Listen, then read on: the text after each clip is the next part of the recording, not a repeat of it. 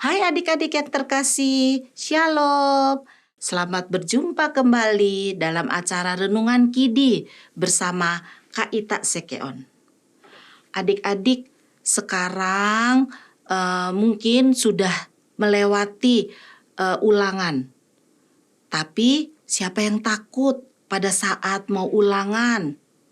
Ada teman Kak Ita nih, namanya Didi dan Sinta. Dengar percakapan mereka takut. Apakah mereka bisa menjawab soal ulangan? Selanjutnya, sebelum kita dengar cerita itu, mari kita berdoa dulu ya. Kita berdoa. Tuhan Yesus yang baik, terima kasih untuk hari ini. Saat ini kami siap untuk mendengarkan firman Tuhan.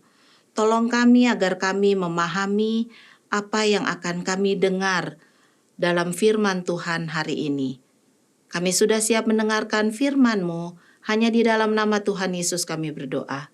Amin. Di, kamu tidak takut? Besok mau ujian loh, tanya Meta kepada Didi. Takut sih enggak, cuman aku deg-degan saja, ujar Didi. Bagaimana kalau aku nggak bisa mengerjakan soalnya ya, Di?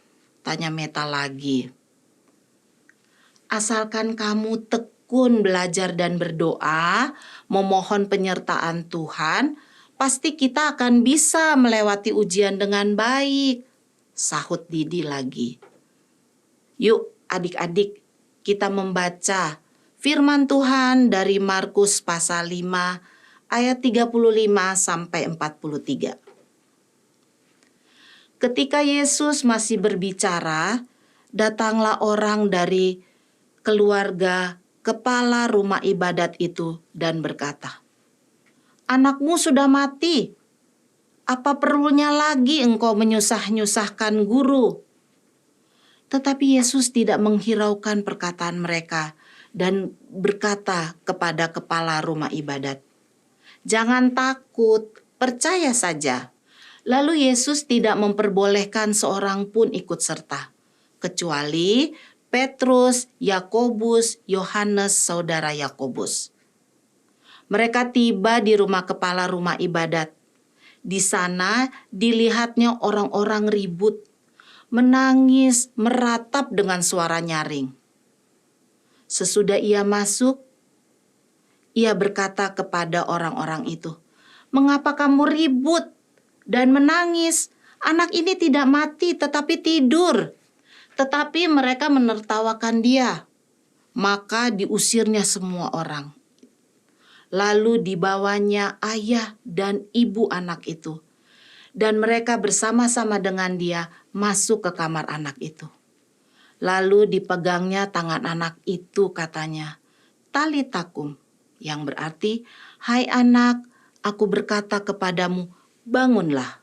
Seketika itu juga anak itu bangkit, berdiri dan berjalan. Sebab umurnya sudah 12 tahun. Semua orang yang hadir sangat takjub. Dengan sangat ia berpesan kepada mereka supaya jangan seorang pun mengetahui hal itu. Lalu ia menyuruh mereka memberi makan anak itu. Adik-adik, dalam perjalanan menyembuhkan anak Yairus yang sakit parah, Yesus justru berhenti sejenak untuk mengetahui siapa yang telah menjambah jubahnya. Lalu ia berbicara kepada wanita itu. Bisa dibayangkan perasaan Yairus saat itu. Ia pasti sangat ketakutan. Namun Yesus berkata kepada Yairus, "Jangan takut, percaya saja." Yesus berbicara kepada anak perempuan Yairus, dan anak itu pun hidup kembali. Melalui peristiwa ini, Yesus menunjukkan bahwa dia tidak pernah terlambat memberikan pertolongan. Adik-adik, lihatlah, Yesus selalu memiliki cara dan waktu yang tepat untuk menolong umatnya. Oleh karena itu, kita tidak perlu takut, melainkan percaya kepadanya. Percaya untuk sepenuhnya kepada Tuhan hari ini. Adik-adik percaya ya sama Tuhan Yesus untuk hari ini dan seterusnya. Mari kita berdoa. Tuhan Yesus yang baik, kami bangga kami memiliki Engkau yang selalu hadir dalam segala hal. Saat kami susah, saat kami senang. Kami percaya hari ini Tuhan Yesus akan menolong kami. Untuk kami menjadi berkat bagi orang-orang yang ada di sekitar kami. Kami tidak takut lagi dalam segala hal karena kami tahu Tuhan Yesus selalu menolong dan tidak pernah meninggalkan kami. Terima kasih Tuhan Yesus. Dalam nama Tuhan Yesus kami berdoa. Amin. Adik-adik, demikian renungan Kidi hari ini. Tuhan Yesus memberkati. Shalom.